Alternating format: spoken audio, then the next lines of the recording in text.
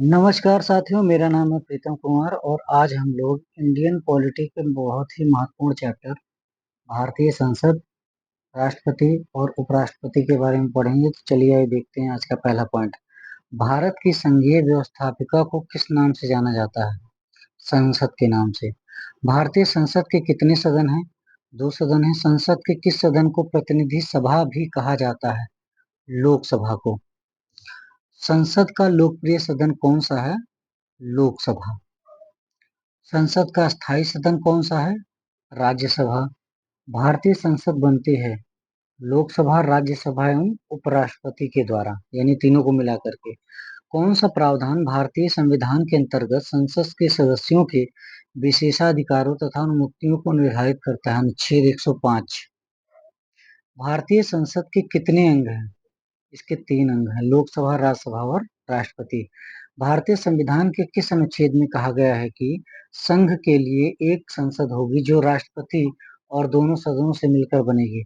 अनुच्छेद 79। संसद का निम्न सदन एवं उच्च सदन कौन सा है? निम्न सदन लोकसभा को तथा उच्च सदन राज्यसभा को कहते हैं। संसद को भंग करने के लिए कौन सक्षम है? राष्ट्रपति भंग कर सकता है। संसद के दो क्रमिक अधिवेशनों के बीच अधिकतम कितने समयांतराल की अनुमति है? 6 माह। भारतीय संसद के दोनों सदनों की संयुक्त बैठक किस संबंध में होती है? साधारण विधेयक के। आगे देखेंगे, भारतीय सॉरी साधारण विधेयक से संबंधित गतिरोध को दूर करने के लिए संसद के दोनों सदनों की संयुक्त बैठक कौन बुलाता है? हमारे प्रेसिडेंट जी बुलाते हैं। लोकसभा व राज्यसभा की संयुक्त बैठक कब होती है? लोकसभा एवं राज्यसभा में मतभेद होने पर। संसद के दोनों सदनों के साथ साथ बैठने पर क्या होता है? एक बिल जिस पर दोनों सदन सहमत न हो उस पर विचार करना और पास होना। जब संसद के दोनों सदनों के किसी साधारण विधेयक में मतभेद हो तो इस गतिरोध को कैसे सुलझाया जाता है? दोनों सदनों की संयुक्त बैठक के द्वारा। संसद की कार्यवाही सूची में प्रथम विषय होता है प्रश्नकाल। कौन सी प्रथा संसदीय प्रणाली को भारत की देन है? शून्यकाल। संसद की किसी सदस्य की सदस्यता तब समाप्त समझी जाती है यदि वह बिना सदन को सूचित किए अनुपस्थित रहता है 60 दिन से अधिक। सांसदों के वेतन का निर्णय कौन करता है? संसद करती है। संसद के कुल सदस्यों का कितना भाग वैधानिक चैम्बर की मीटिंग बुलाने के लिए आवश्यक, यानी गणपूर्ति, इसे कोरम बोलते हैं, 1/10 सदस्य होने चाहिए कुल सदस्य संख्या का। संसदीय प्रणाली वाली सरकार को अन्य किस नाम से जाना जाता है? संघीय सरकार के नाम से। चलिए कुछ महत्वपूर्ण क्वेश्चन देखते हैं। भारत में संसद मिलकर निर्मित होती है, बताइए किससे? राष्ट्रपति, राज्यसभा, लोकसभा। आपको पता है, बताया गया कि तीनों से मिलकर बनती है। 1 2 3, तो कौन सा सही हो जाएगा? ऑप्शन ए करेक्ट हो जाएगा। ठीक, आगे देखेंगे। भारतीय संसद में निम्नलिखित में से कौन शामिल है? भारतीय संसद में कौन शामिल है बताइए?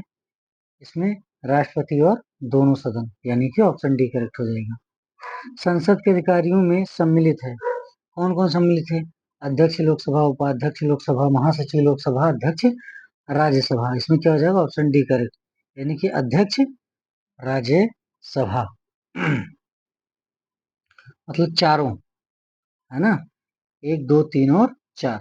अंतरराष्ट्रीय संधियों को भारत के किसी भाग अथवा संपूर्ण भारत में लागू करने के लिए संसद कोई भी कानून बना सकती है। कैसे बना सकती है? ऑप्शन डी, यानी कि बिना किसी राज्य के सहमति से। आगे, भारत सरकार के निर्णयानुसार एक संसद सदस्य अपने क्षेत्र के विकासात्मक कार्यक्रमों हेतु कितनी राशि खर्च कर सकता है? 5 करोड़ रुपए। किसी संसद सदस्य की अयोग्यता के संदर्भ में निर्णय कौन करता है? ये करते हैं हमारे राष्ट्रपति जी। भारत की संचित निधि से धन निर्गम पर किसका नियंत्रण है? संसद का। संसद में शून्यकाल का समय है, ये है ऑप्शन डी करेक्ट हो जाएगा, दोपहर 12 बजे से अपराह्न 1 बजे तक। राज्यसभा में धन विधेयक प्राप्त होने के कितने दिनों के अंदर से इसे लोकसभा को वापस किया जाता है? इसे किया जाता है 14 दिनों के अंदर। ऑप्शन बी करेक्ट हो जाएगा। संसद के दोनों सदनों के संयुक्त अधिवेशन की अध्यक्षता कौन करता है? ऑप्शन ए करेक्ट हो जाएगा, यानी कि स्पीकर। जबकि बुलाता राष्ट्रपति है, लेकिन इसकी बैठक की अध्यक्षता स्पीकर यानी लोकसभा का अध्यक्ष करता है। निम्नलिखित में से कौन संसद के संयुक्त सत्र की अध्यक्षता करने हेतु अधिकृत है? बताइए। ऑप्शन डी करेक्ट हो जाएगा। वहां स्पीकर बोला गया था, यहाँ लोकसभा का अध्यक्ष, दोनों सेम है। आगे देखेंगे, भारतीय राजनीतिक व्यवस्था में कार्यपालिका के अधीन रहकर कार्य कौन करती है? ये करती है न्यायपालिका।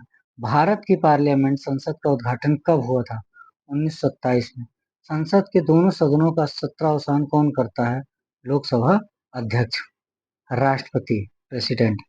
भारत में कार्यपालिका का अध्यक्ष कौन होता है? राष्ट्रपति। राष्ट्रपति पद्धति में समस्त कार्यपालिका की शक्तियां किसमें निहित होती हैं? राष्ट्रपति में।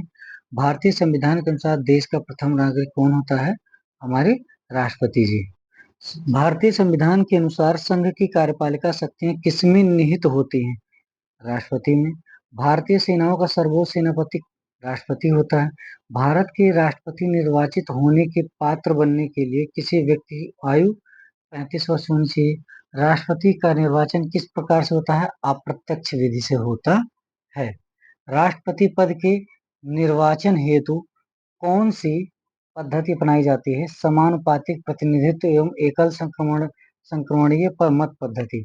राष्ट्रपति पद के चुनाव संबंधी विवाद को किसे निर्देशित किया जाता है? उच्चतम न्यायालय को। राष्ट्रपति के चुनाव के लिए प्रस्तावक एवं अनुमोदकों की कम से कम कितनी संख्या होनी चाहिए? 50-50। राष्ट्रपति पद का चुनाव संचालित किया जाता है निर्वाचन आयोग द्वारा। भारत में किसके चुनाव में अनुपातिक प्रतिनिधित्व चुनाव प्रणाली अपनाई जाती है? राष्ट्रपति के। राष्ट्रपति चुनाव संबंधी मामले किसके पास भेजे जाते हैं? उच्चतम न्यायालय के। किसके पास? उच्चतम न्यायालय के। भारत के राष्ट्रपति का चुनाव कितने वर्षों के लिए होता है? 5 वर्षों के लिए।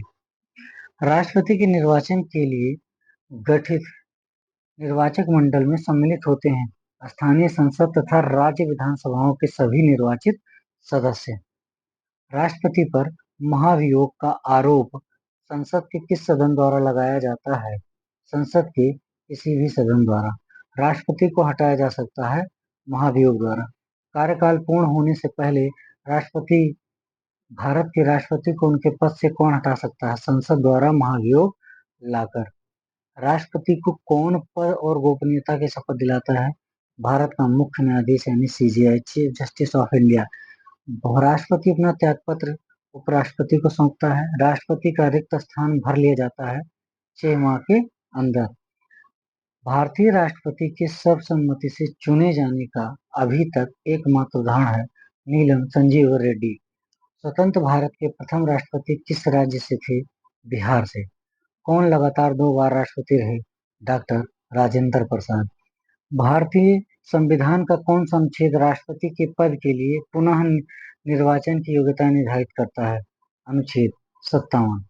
भारत के किस राष्ट्रपति की मृत्यु कार्यकाल पूरा होने से पूर्व ही हो गई? डॉक्टर जाकिर हुसैन।